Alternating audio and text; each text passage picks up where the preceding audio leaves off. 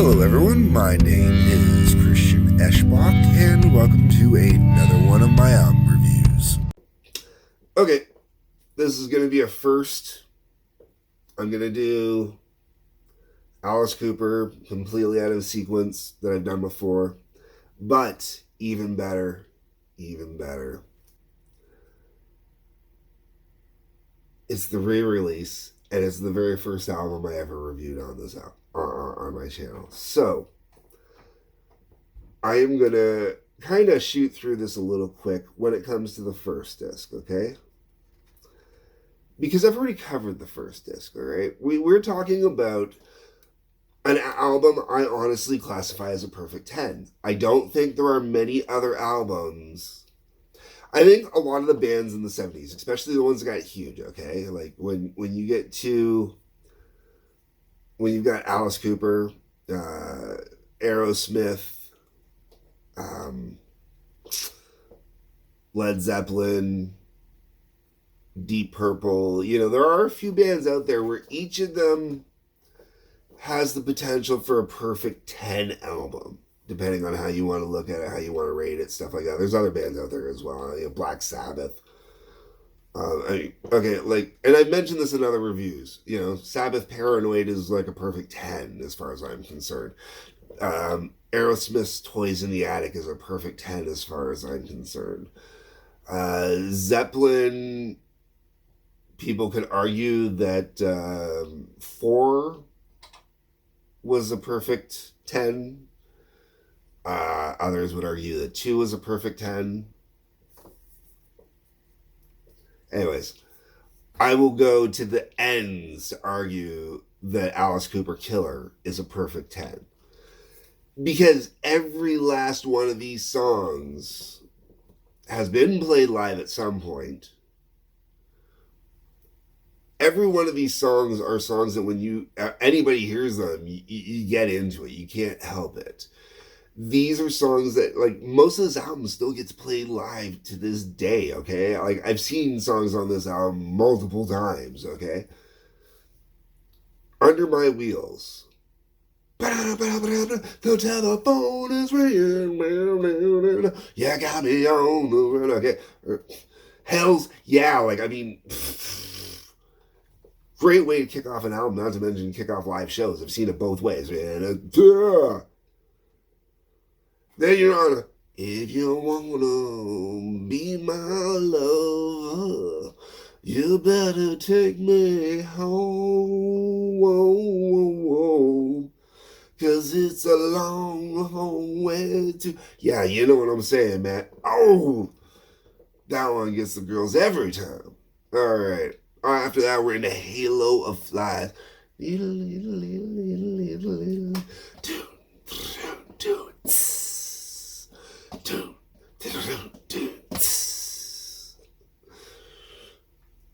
As a drummer, man, that song. And the whole James Bond feel, man. Oh, yeah. Then you got Desperado. Step into the street by sundown. Step into your last goodbye. You're a target just by living. $20 will make you die. I wear lace and I wear black leather. Come on, man. Song that Alice has always said was inspired by Jim Morrison. Alright. Then you got You Drive Me Nervous. Alright, this is one of 2 songs on this album that not everybody has heard live because Alice doesn't do them live as often anymore. But You Drive Me Nervous, whoa, You Drive Me nervous, nervous. Yeah, man. Now, I usually hate songs with nervous energy in them because they always sound overly rehearsed, and I've bitched about this a lot. This is one of the few songs where you can hear the nervous energy in the song, but it's not over rehearsed. The band is constantly on full wire when they're doing this song, man. Like it's beautiful the way they do it. You know, they played it, and this will come up. I'll bring it up afterwards. Okay. Then you got yeah, yeah, yeah, yeah, yeah, yeah, yeah. I always swore that the yeah, yeah, yeahs took their name from this. I don't know. I could be wrong. I've never researched it, but that was always my theory. Is they went, yeah, yeah, yeah, that's it. That's the name of our band, man.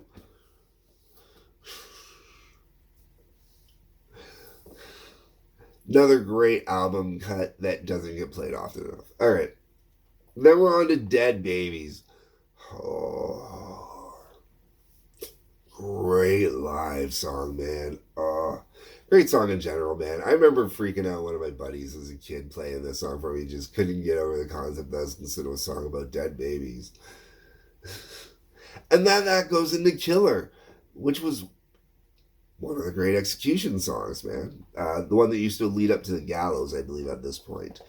Sadly, Alice had an accident. One too many accidents and doesn't quite do it anymore. Which I don't blame him. All right. So, let's get into the bonus stuff here. All right, let's start with, there's this great little write-up on the inside here. And the part I love about the little write-up on here is it's got CKLW mentioned in here as part of the Alice Cooper history. And CKLW is a radio station that operates here in my home city of Windsor, Ontario.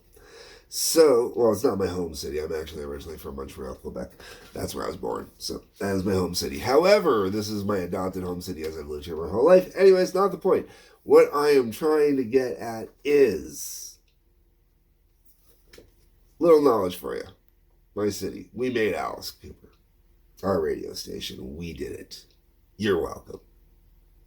Before my time, but I'm going to take credit for it. I get blamed for everything else before my time. All right. Great write-ups on in here. All these cool write-ups for every last one of the songs. And it's write-ups from, I believe, like, at least... Oh, no, they're all here. Everybody is still around, including Bob Ezrin's on here as well. Too bad. The one thing that's a real shame is there won't... Unless they found old clippings or old articles or anything like that, there won't be anything in here really from Glenn Buxton. And that part is a shame. Sadly, Glenn passed away back in the 90s. And it really is a bummer that he passed away. One of the things that is not in here, okay, that is oddly in the original CD release, but they didn't include in here, is the Alice Cooper calendar in its full glory. They did put in the vinyl, if I remember correctly, with the special edition release. Oh, man. And then we get into the live stuff, the bonus stuff, the extras. And most of it is live, which is cool. The downside is live recording. Most of this live recording back then would not have been recorded with full proper production sound. So, luckily, because Dennis Dunaway plays his bass so high, you don't lose the low end on his bass.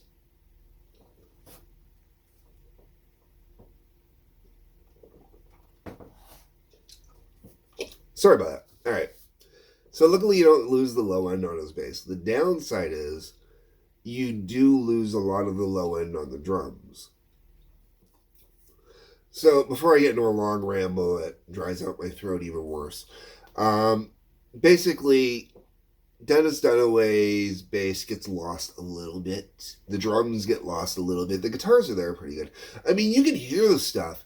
It's just not at the full glory it would have been if you had actually been there. But what you have here is you have Be My Lover, You Drive Me Nervous, Yeah, Yeah, Yeah, I'm 18, Halo of Flies, Is It My Body, Dead Babies, Killer, Long Way to Go, Under My Wheels. Okay, so you get all those live. And that is a brilliant live assortment. It really is. They play with the songs, they get into it. They're more of the original live renditions in a lot of cases. Like 18 was still closer to the I'm Edgy version. Like I said, You Drive Me Nervous has that crazy nervous energy in it still live, which is fantastic. It doesn't sound over practiced, over rehearsed, which is exactly how that song needs to sound. Um, you can hear the theatrics to a degree. It's really interesting. There's points where Alice's voice cuts out, and it's literally because he's moving the microphone away from his mouth. And it's really cool that well, that would be considered unprofessional in this day and age, and some musicians would use that as an argument for using backing tracks. That tells you the difference between what going to an Alice show would have been like back then versus what a band would be like trying to do an Alice show now. And I'm not talking Alice. Alice, thank God, doesn't use tapes. I know I was watching when I saw him live last. You watch for these things now. Um, so where I'm going with this here is just the bonus stuff is really worth listening. I mean, I listen to it all the time, not necessarily, but I really do like it, and it is live stuff I will listen to. Be like, you know what, I want to listen to some old live Alice, and I do that. I do that quite regularly, so why not?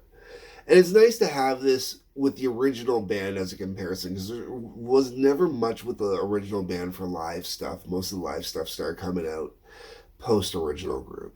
So it's really cool that way, and I really enjoy it. You also then get alternate versions of You Drive Me Nervous, Under My Wheels, and Dead Babies. And yes, they're worth having those as well for the alternate versions and whatnot. And the whole way around, this album is worth getting. If you've bought it already, like if you already have Killer, you have to go get it because it's remastered. So the sound quality is better. It is boosted up. As best as they can do it, man. They boosted it up. I'm hoping they worked off the original masters. And it's a shame that it took so long for this bloody album to come out, because they did this one and they did Schools Out. And it's Rhino that did them. But Rhino had already done two of their other albums. Rhino had already done the Welcome to My Nightmare remaster, which I have, and one day we'll get around to covering. And they did the $1 Billion Babies remaster, which unfortunately I was never able to get my hands on. And then it took like another 15 years or something before they got around to doing Schools Out and Killer, which was just kind of silly. Like all the original band albums should have been remastered and re-released, if at all possible, from the original tapes, because there is a fan base out there for it, man. I mean, Alice Cooper has got one of the craziest age range fan bases I have ever seen.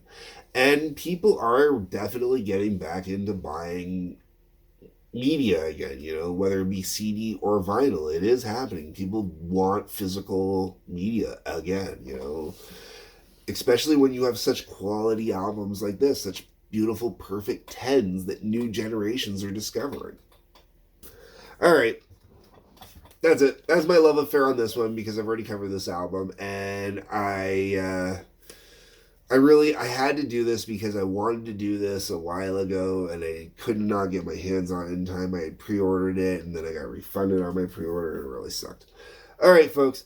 I know the vinyl, there was a box set version and everything like that. I wasn't paying the X amount of dollars for it. I want the stuff. It's cool stuff, but it was not that important to me. To me, it was the music, and that was what that was about. So, anyways, tell me what you think. Tell me why Killer is your favorite album. Tell me why you think Killer is a perfect 10 album. And if you don't agree with that, well,